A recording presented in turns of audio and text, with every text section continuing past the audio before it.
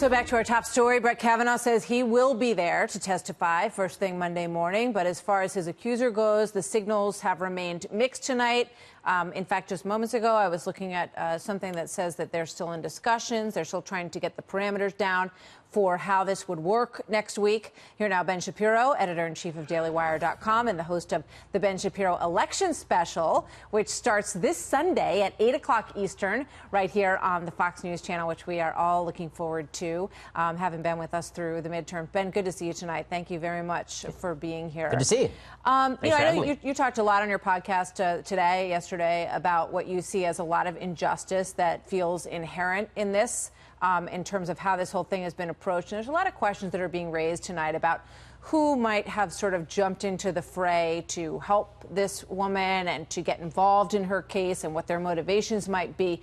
And there's a story by Politico later this afternoon, which suggested that a woman named Ricky Seidman is advising her. And of course, she's allowed to have anybody she wants advise her. It's a free country. But it is interesting to note that Ricky Seidman also helped someone else in the past. Let's watch.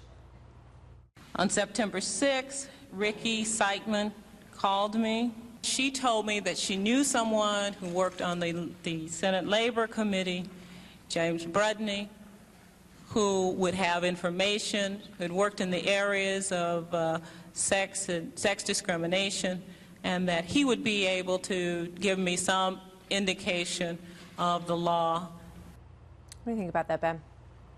Well, I mean, obviously, there's a political attempt here. I mean, the fact that the accuser is now going to a woman who was working with Anita Hill in the Clarence Thomas trial doesn't speak highly of the sort of nonpartisan element in this whole case. And that's what's been so troubling. Whether you believe the accuser, whether you don't believe the accuser, the Democrats have made it nearly impossible to just look at this as a question of guilt or innocence. It looks like a political smear. There's just no way around it. The way that Dianne Feinstein handled this, she first saw a letter July 30th. She didn't reveal it to anyone else for 6 weeks. And then finally they come forward 2 days after Brett Kavanaugh finally finishes his hearing, 6-7 days afterward.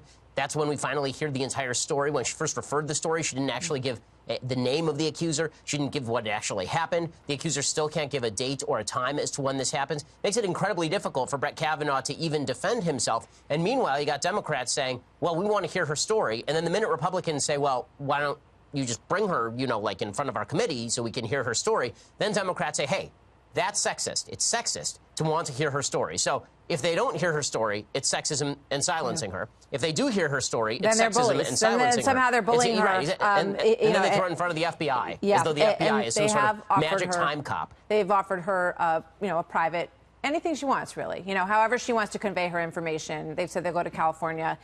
They want to make it as open and accessible a process for her as they can. And they're in those negotiations tonight. I'm just shocked, sort of given the history that we've seen in these cases. And, you've pointed out and I've pointed out, we don't know what happened. Nobody knows what happened in this case. And, obviously that's the most important underlying factor of what's going on here. But I'm shocked when you look back at like the Duke case or the UVA case and some of these cases that have unraveled, that people are so willing to jump in with their opinion, not knowing her or not knowing anything about the actual facts. Watch some of this that was released today in support of the accuser.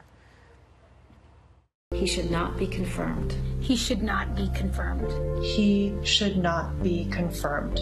You and your testimony are credible. You and your testimony are credible. You and your testimony are credible. We believe you. We believe you. We believe you.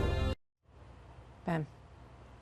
And Mike Gardner says that she's not credible. Who the hell cares what a bunch of celebrities who weren't in the room and haven't been anywhere near that side of the country for a while have to say about what happened here? I mean, what exactly light do they have to shed on any of this? It gets even more absurd than that. We've seen 2 interviews in the last 48 hours from people who were in classes with Christine Blasey Ford when she was back in high school saying they believe her story. And then when specifically asked whether they actually heard about this, they say no. Do they know anything about Brett Kavanaugh? No. But they believe her story because bad things happened to them. Well, that's not a standard as to whether you know something bad happened in this case. The idea that justice, truth, and guilt and innocence, that these things can be decided simply by appeal to men are bad and women must always be believed, it's absurd. You have to have some standard of evidence before you destroy a man's life. You at least have to give him the chance to defend himself. Democrats are now saying things like, if he even defends himself, he's insulting the woman.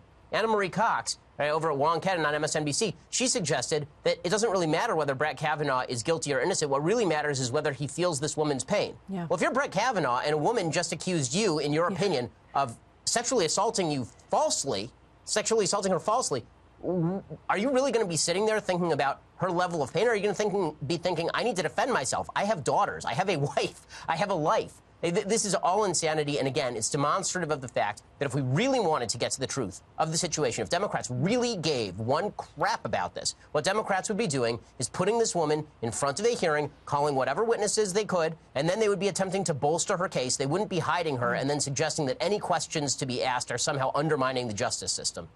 Ben, thank you. We'll look forward to seeing you on Sunday night. Good to see you. Thanks so much.